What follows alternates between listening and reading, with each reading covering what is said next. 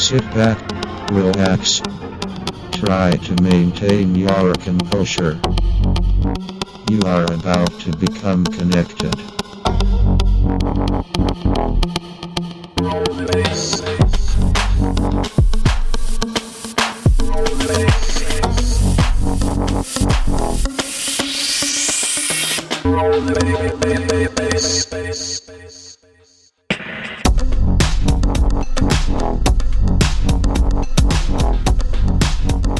Hello everybody, to all our listeners of the Connect podcast. This is number 12, and today we have Chris Cook joining us again.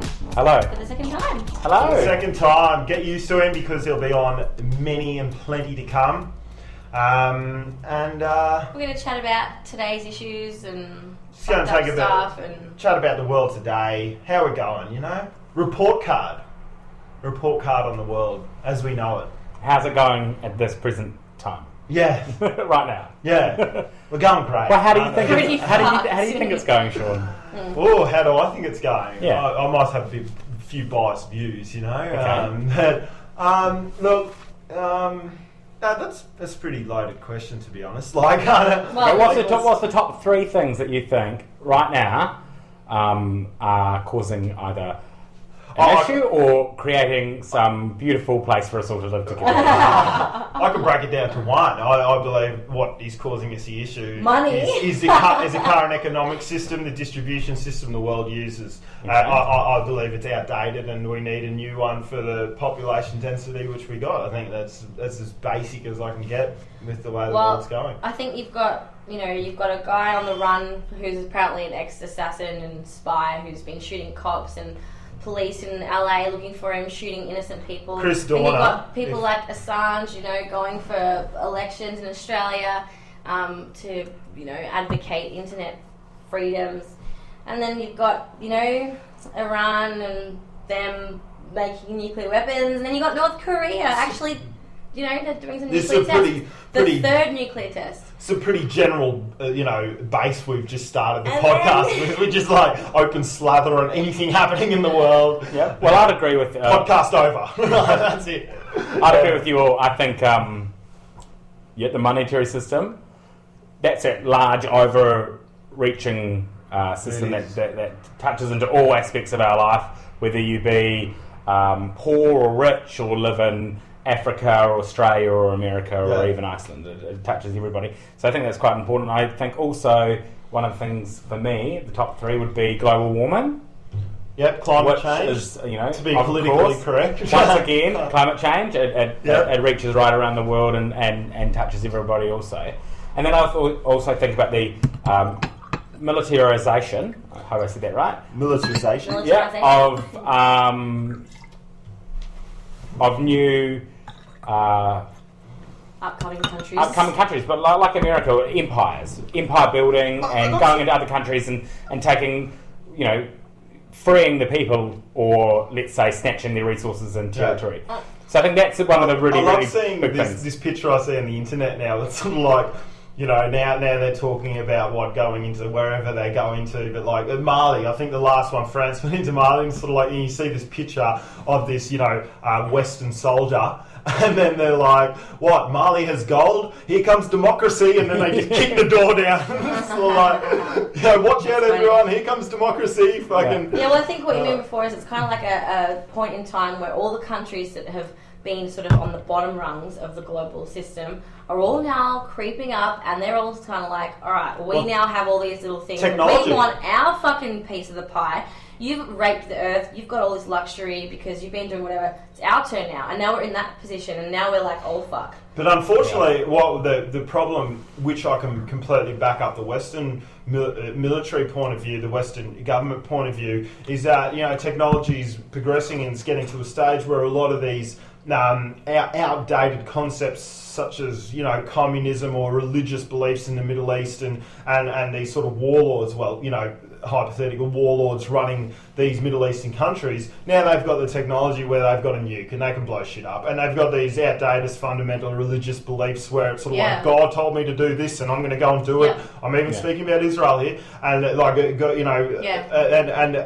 but they've got these weapons of mass destruction now. But well, well, in a way, I'm like, you know, in Iran's case, with them developing a nuclear weapon, you would have to, if you do a bit of critical thinking about it, you would have to think that they would be fucking mad not to try and get a nuclear weapon. Because what did the US do in the last war? They walked directly into Iraq and directly into Afghanistan against all their population and all the UN's views. They went against every vote and they just walked directly in. And what didn't these countries have? They didn't have a nuke. And if they had a nuke, would the US just walk straight in? Well, I think that would be very. I think that would be. I think what happened there, Sean, was that at one stage, 50% of America was against the war in Iraq, and of course, then the propaganda machine kept going, Fox News and whatnot.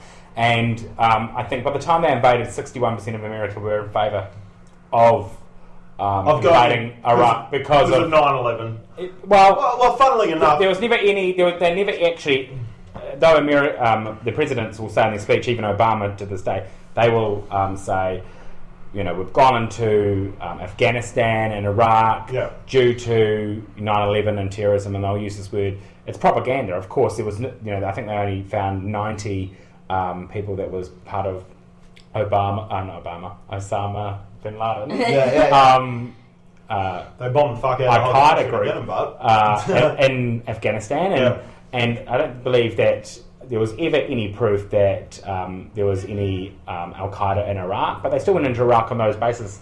I think, when you talk about countries like Iran and the Middle East with religious beliefs, well, so does America. They have got their religious belief. I believe President Bush said, in God we defend America. Oh, yeah. And he said that God had told him to invade Iraq.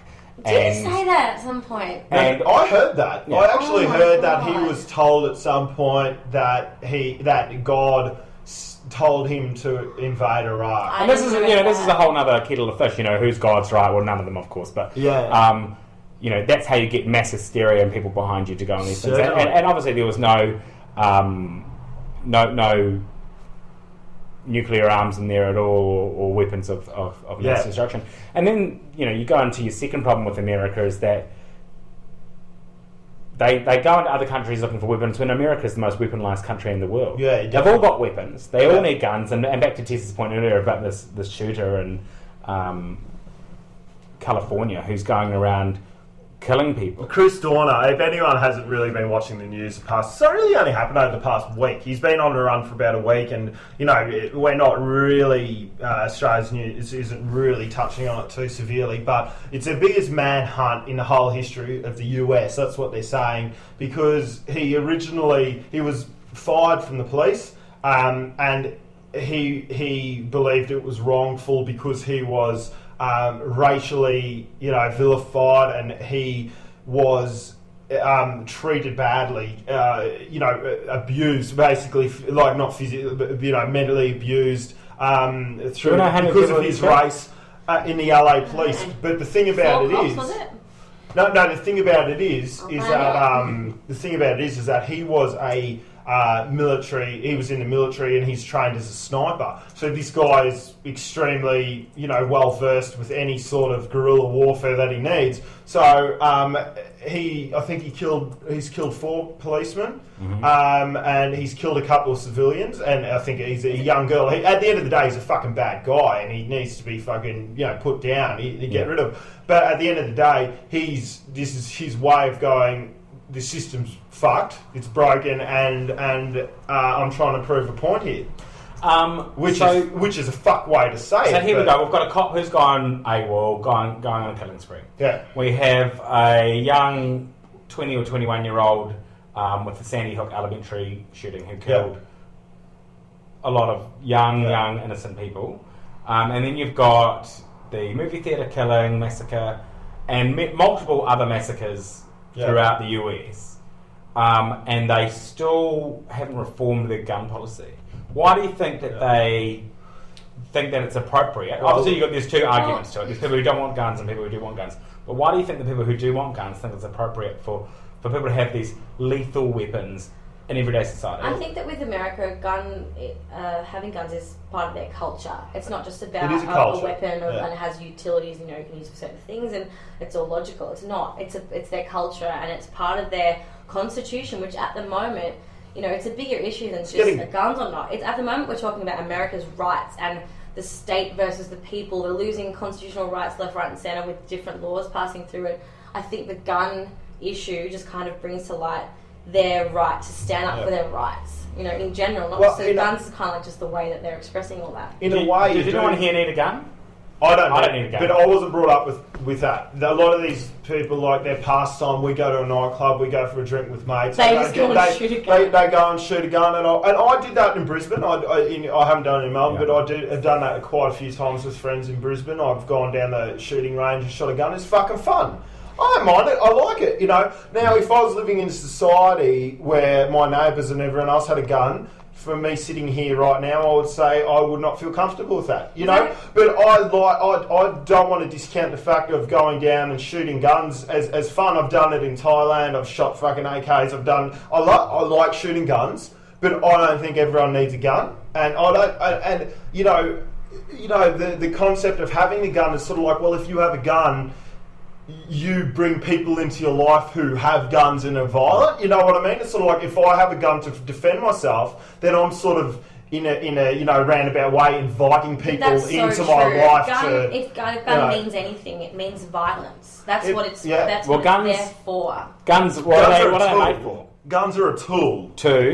Well, usually just to kill pests. To harm. To kill pests. Well, some guns are to kill pests. Like a semi-automatic is not to kill old possum up the tree who's eating your rose bushes. No, you're right. Or a bear in the forest. Or possum magic up the tree eating a lamington. No. But you know what I mean? Like, guns are essentially made, and a lot of the ones that are being used in these killings are actually killed to exterminate people.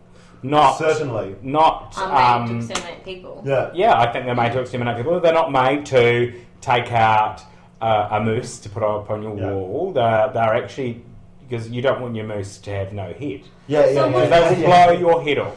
Hollow point rounds, they blow your head off. And people can still buy these, and it's their right, of course, at the moment, to buy them. Yeah, it's not. Is it right though? But when you look at America, you're like, well, look. Where is the line? Because, you know, sure, at the moment they're allowed, like, no real, you know, control on who buys the guns. That's what they're bringing in. More regimented control on mental evaluations on who buys these semi-automatic weapons, which I think is perfectly okay. Look, to the point, if your government has nuclear weapons and the biggest army in the world by far in history, and the point that you can have a handgun or a rifle, but you can't have a semi-automatic weapon. I'm like, well, if you can have a gun, you can have a gun. Like, to me, a gun is sort of. Think that? I'm like, what about a shotgun? Look, obviously the balance is so seriously outweighed. The fact if your gun can shoot more bullets than another gun, if you still got a gun and it's still legal to have a gun, it's not like they're saying you can't have any fucking guns. Like, they're just saying you got to fucking amp it down a bit because you can kill too many people with. Just so I can get an idea of where you stand on this point of view, you've got two options. They're going to change the constitution. No one who is not trained by obviously a police officer or someone in the army who needs it as their job to protect and serve. Yes. Only they are allowed guns. No other civilian allowed a gun. You're allowed a shotgun like you're allowed in Australia for shooting rabbits. You have to get a license for it. Very, very strict, regimented kind of control on who's got guns. And obviously, like in Australia and New Zealand, guns might fall in the wrong hands. But you can't go and buy them freely. Either that or they stop selling semi-automatics, but everyone can still have a handgun if they want. Where do you stand? If you had to choose one of those two? And this is coming from where I'm from, the less amount of guns, better. Like whatever option that is. You just need to remove guns from mentally ill people or people who have a harm of. Do you think that guns kill people or people kill people? Both. Well, the whole thing. Well, more people in America die from hammers than from guns. Okay, and that's a fact. That's a dead fact. It's like double the amount. People die from hammers and guns. So what do you get rid of a hammer? Like, you know, it's not necessarily... Yeah, but that would probably be an accident. How the fuck do you die in an accident from a hammer? I don't fell. Someone fucking places it precariously on a ledge and